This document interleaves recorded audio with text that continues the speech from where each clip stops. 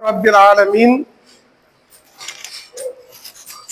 والصلاة والسلام على من أرسل رحمة وهدى للعالمين سيدنا ونبينا محمد صلى الله عليه وسلم واجعل كلامي راشدا ومرشدا وفكرتي نوير وقلبي أرشدا.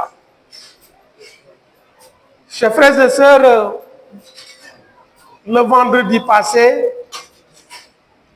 nous parlions de la zakat, qui est le troisième pilier de l'islam. Et comme vous le savez, demain c'est le 9e jour, Tashouan, et après demain dimanche, dit le 10e jour qui est Ashura. Et nous allons vous entretenir concernant cette fête de Tamkharit, quelques recommandations.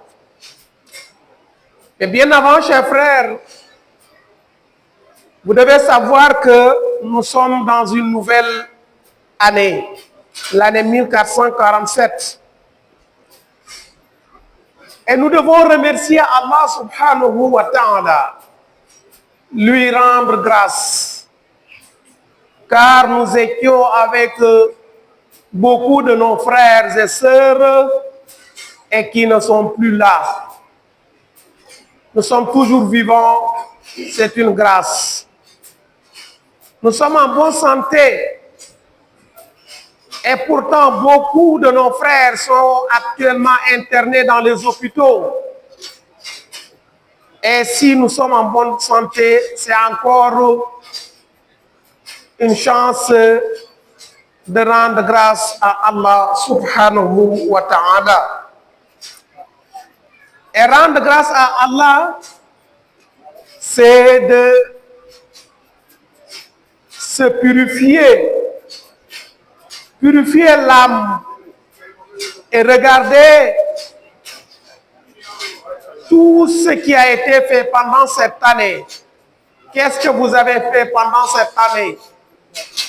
Est-ce que vous étiez un musulman exemplaire? Est-ce que vous avez commis des péchés?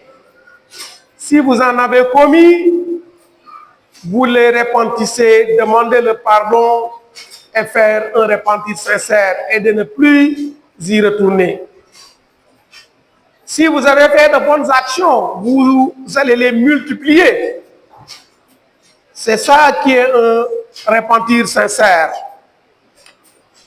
Et nous devons avoir la ferme volonté de craindre Allah subhanahu wa ta'ala et surtout multiplier nos bonnes actions. Chers frères et sœurs, il est recommandé par le prophète sallallahu alayhi wa sallam de jeûner le 9e jour demain. وَصُومُوا التَّاسِعَ وَالْعَاشِرَ اقتداء لسنة سيدنا محمد صلى الله عليه وسلم. Le prophète, il jeûnait habituellement le 10e jour à Ashura, comme le faisaient également les Yahouds. Parce que pendant cette journée de Ashura, beaucoup de choses se sont passées. Et nous allons, Inch'Allah, citer quelques-unes. Et quand le prophète a vu que les Yahouds, les Juifs, jeûnaient également le 10e jour, il les demande pourquoi vous jeûnez le 10e jour de Ashura, de Muharram. Ils disent parce que c'est pendant ce jour qu'Allah subhanahu wa ta'ala a sauvé notre prophète Moussa. Et dit, je suis plus proche que vous, de Moussa, car il est mon frère prophète. Et l'année prochaine, je jeûnerai le 9e jour pour se différencier avec les Yahouds. Malheureusement, il n'a pas vécu jusqu'à l'année prochaine. Donc l'intention qu'avait le prophète, c'est cette intention que les musulmans perpétuent. Donc c'est devenu une sunna prophétique. Donc jeûner le 9e jour, parce que le prophète avait l'intention de le jeûner. Mais habituellement, il jeûnait le 10e jour. Donc jeûner en Ashura est devenu une tradition prophétique.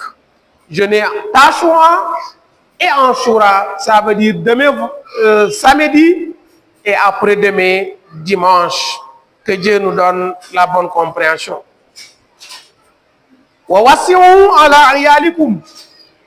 Également, préparez un repas copieux pour votre famille.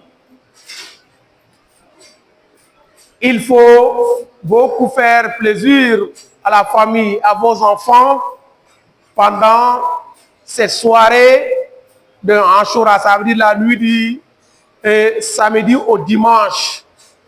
Il est recommandé. Chers frères et sœurs, je disais tout à l'heure que beaucoup de choses se sont passées pendant Ashura. Le premier événement, Fiyitaba Rabbuna Adam. Vous savez que le prophète Adam alayhi salam vivait au paradis avec son épouse Hawa. Et Allah subhanahu wa ta'ala les dit de ne pas toucher à un arbre qui se trouve au sein du paradis. Parce qu'on a dit à Adam Muskun anta wa zawjukal jannat fa kula minha haythu shi'tuma wa la taqraba hadhihi shajara fatakuna minaz zalimin. Vivez au paradis, mais n'approchez pas, ne touchez pas à cet arbre et vous serez parmi les fautifs. Fa'azzalahuma shaytan. Mais malheureusement, le Satan les a malmenés jusqu'à ils ont mangé le fruit. Ils ont touché l'arbre, ils ont mangé le fruit. Et c'est là, Allah subhanahu wa ta'ala les chasse du paradis. Et ils ont découvert un autre monde qui est celui-ci. Et c'est dans ce jour d'Ashura, malgré le péché commis, Allah subhanahu wa ta'ala les a pardonnés. Donc ils ont demandé pardon. Lorsqu'ils ont dit Rabbana innana zalamna anfusana wa illam taghfir lana wa tarhamna lanakunanna minal khasirin. Donc nous avons commis un grand péché et nous avons fait du tort à notre propre personne. Et si tu ne nous pardonnes pas, on sera parmi les perdants. Et Allah subhanahu wa ta'ala leur accorda son pardon. Et c'est dans ce jour de Ashura a eu la longue vie. Parce que pendant 950 ans, il appelle son peuple au monothéisme. Ça veut dire à adorer un seul et unique Allah. Inna arsalna Nuha ila qawmi an anzir qawmaka min qabli an ya'tiyahum adhabun alim. Qala ya qawmi inni lakum nadhirun mubin. Ani a'budullaha wa taqu wa ati'un yaghfir lakum dhunubakum wa yu'akhirukum ila ajalin musamma. Pendant 950 ans, et il n'a eu que quelques disciples. Et il a signé un décret où il a demandé à Allah subhanahu wa ta'ala d'en finir avec son peuple. C'est là il dit Rabbi, la tazar ala al-ard min al-kafirin dayyaran innaka in tadarhum yudillu ibadak wala yalidu illa fajiran kafara. Donc ne laisse pas sur cette terre les mécréants.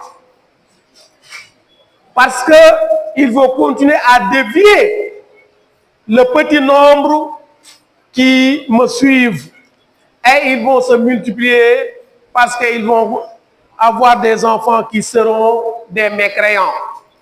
Allah subhanahu wa ta'ala lui dit de construire un bateau et d'y mettre tous les serviteurs, tous les, comment dirais-je, musulmans, tous les fidèles qui le suivaient et tous les espèces.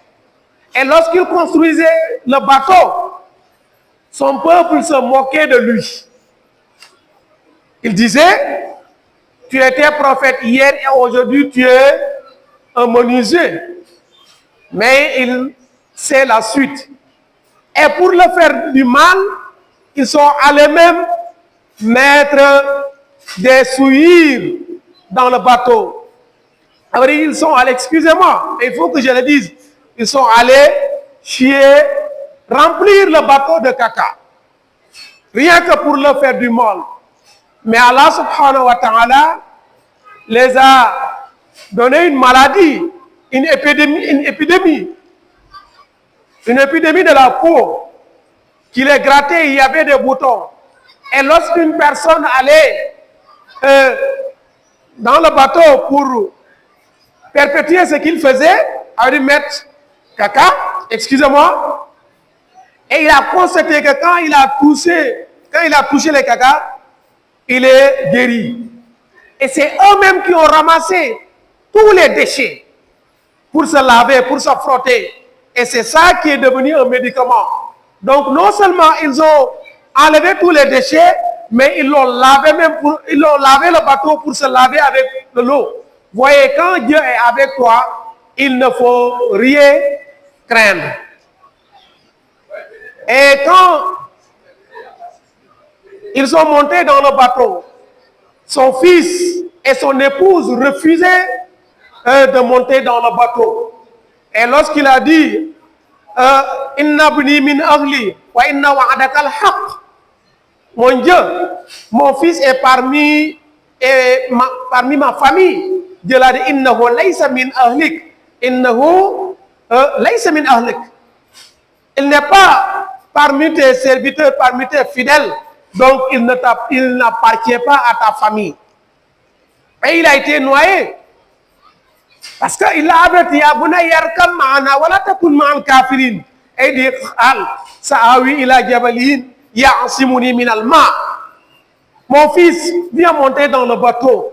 Ne sois pas avec les mécréants. Il dit, ok, je vais monter sur la grotte et cette grotte va me sauver contre l'eau qui va descendre. Malheureusement, il a été noyé.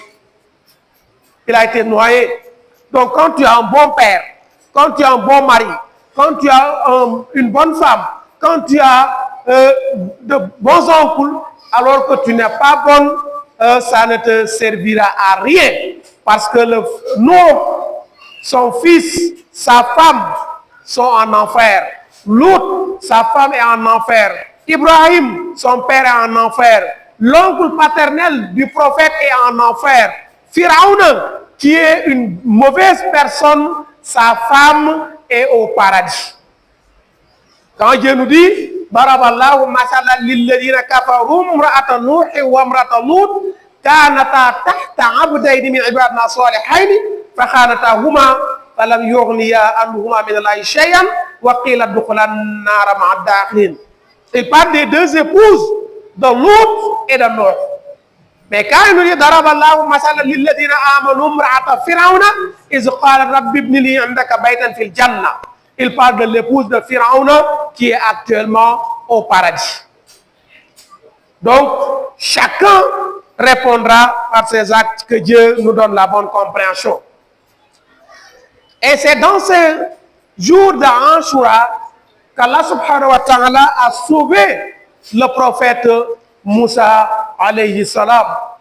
Lorsque Pharaon le poursuivait avec son armée, arrivé devant la mer, ses fidèles lui disent, Inna la mudrakoun, ils vont nous attraper.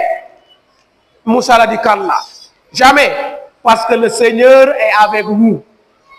Et le Seigneur lui a ordonné de diviser la mer en deux parties avec son bateau. Et quand la mer est fendue en deux parties, il y a une terre, une route, et Moussa passe avec toute son armée. Et quand Pharaon, l'anatla alayhi, est rentré dans ce chemin avec son armée, la mer s'est refermée.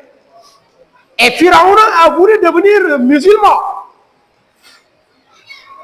Il a voulu devenir musulman. Mais Dieu lui a dit non. Jamais. Voyez donc, il faut se repentir avant qu'il ne soit trop tard. Donc, que Dieu nous donne la bonne compréhension. Donc, c'est dans ce jour d'Ashura que non seulement Allah subhanahu wa ta'ala a sauvé le prophète Moussa alayhi salam, mais il a également noyé Pharaon et toute son armée dans ce jour d'Ashura.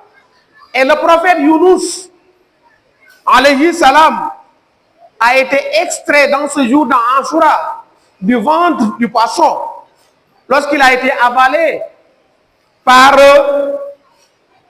une baleine. Et dans le ventre, il glorifie Allah. La ilaha illa anta, subhanaka inni kuntu minaz zalimin.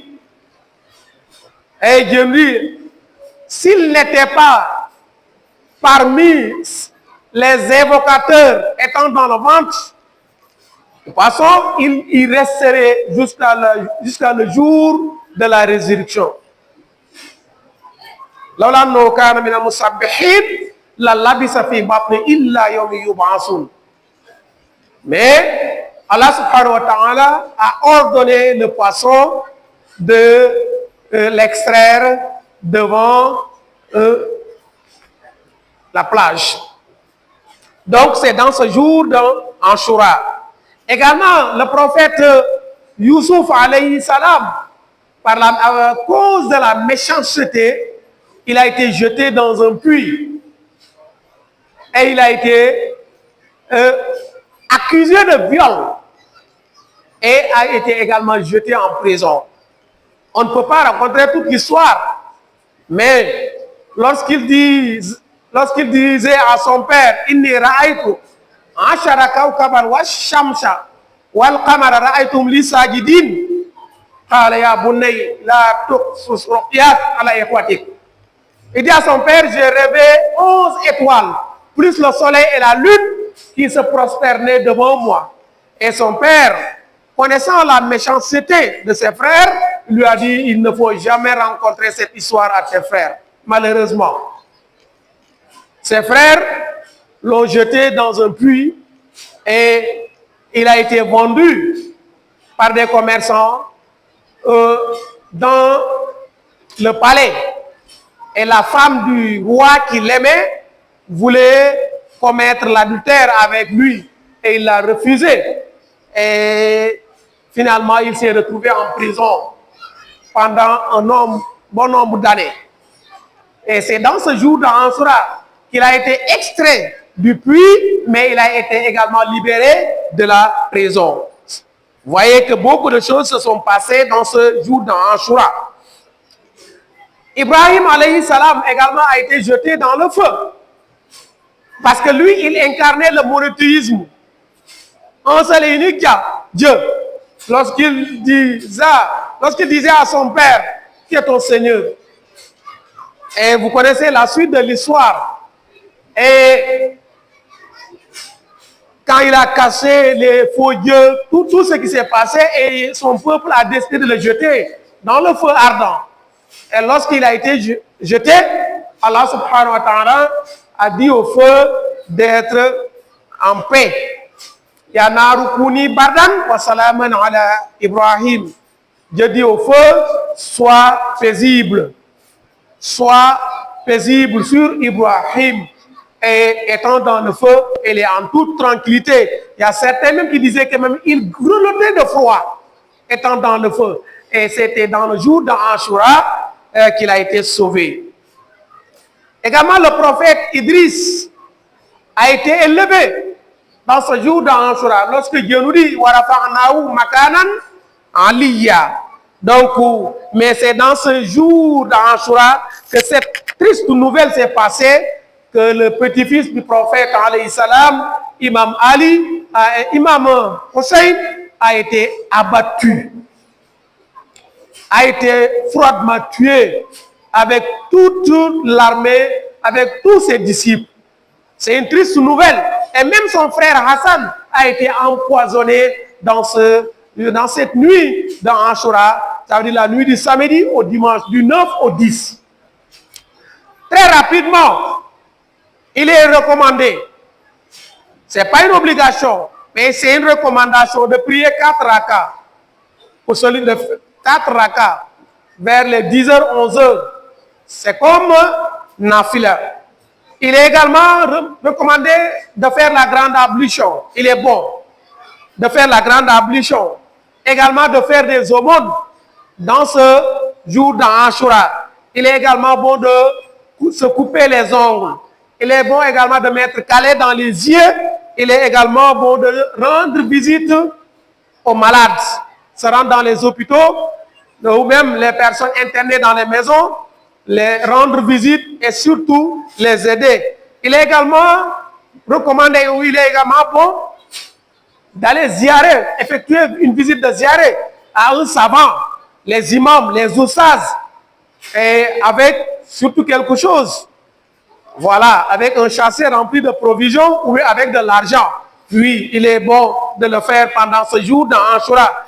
Il est également bon de caresser la tête d'un orphelin. Cela veut dire quoi? Caresser sa tête, ça veut dire lui venir en aide. Parce que souvent, les orphelins subissent des épreuves très douloureuses. Il est également bon de lire la sourate Qul Huwallahu 1000 fois. Oui, 1000 fois. Il est également bon de lire Hasbunallahu wa ni'mal wakilu, ni'mal maula wa ni'mal nasiru 70 fois et puis terminer avec une doua qui est un peu longue, Subhana Rabbi Mil al-Midani, jusqu'à la fin, 7 fois. Donc pendant ce jour dans Ashura, chers frères et sœurs, voici quelques recommandations qui sont très bonnes à faire pendant ce jour dans Ashura, qui sera demain. C'est le jour de Tashua. Comme je l'ai dit au début, il faut le jeûner comme l'avait intentionné le prophète de le jeûner et jeûner également le dimanche qui est en Ashura. Donc, tous ces événements se sont passés, mais également toutes ces recommandations sont demandées à faire, que Dieu nous donne la bonne compréhension.